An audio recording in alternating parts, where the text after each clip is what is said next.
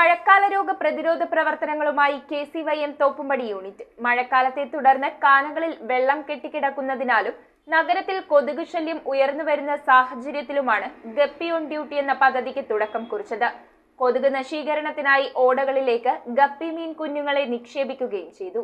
KCYM Thoppumpady യൂണിറ്റിന്റെ നേതൃത്വത്തിലാണ് മഴക്കാലത്തെ തുടർന്ന് കാണകളിലെ വെള്ളമൊഴുക്ക് വേസ്റ്റുകൾ മൂലം തടസ്സപ്പെട്ടതിനാലും കൊച്ചിയിലെ കൊതുക് ശല്യം ഉയർന്നുവരുന്ന സാഹചര്യത്തിലും ഗപ്പി ഓൺ ഡ്യൂട്ടി എന്ന പദ്ധതിക്ക് തുടക്കം കുറിച്ചത്. ഈ പ്രോഗ്രാമിലൂടെ ഗപ്പികളുടെ മീൻകുഞ്ഞുങ്ങളെ ഓടകളിലേക്ക് കൊതുക് നശീകരണത്തിനായി നിക്ഷേപിച്ചു. പ്രകൃതിദത്ത മാതൃകയിലൂടെ കൊതുകുകളുടെ വർധനവ് തടയുക എന്നതാണ് ഇതിന്റെ പ്രധാന ലക്ഷ്യം. ഗപ്പി ഓൺ ഡ്യൂട്ടിയുടെ ഉദ്ഘാടനം Thoppumpady village officer CJ Mervin നിർവഹിച്ചു.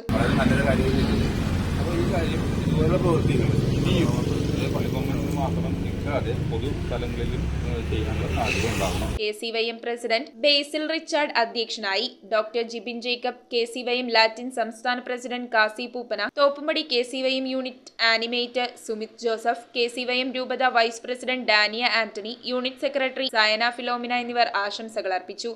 കൊതുക് നമ്മുടെ കൊച്ചിയുടെ വലിയൊരു ശാപമാണ്. അപ്പോൾ അതിനെ ഒരു മാറ്റം വരുത്താനായിട്ട് നിങ്ങൾ ഒരു ചെറിയൊരു ഇനിഷ്യേറ്റീവാണ് എടുത്തതെങ്കിൽ പോലും അത് ഏറ്റവും വലിയൊരു വിലമതിക്കുന്ന ഒരു സംഭവം തന്നെയാണ്.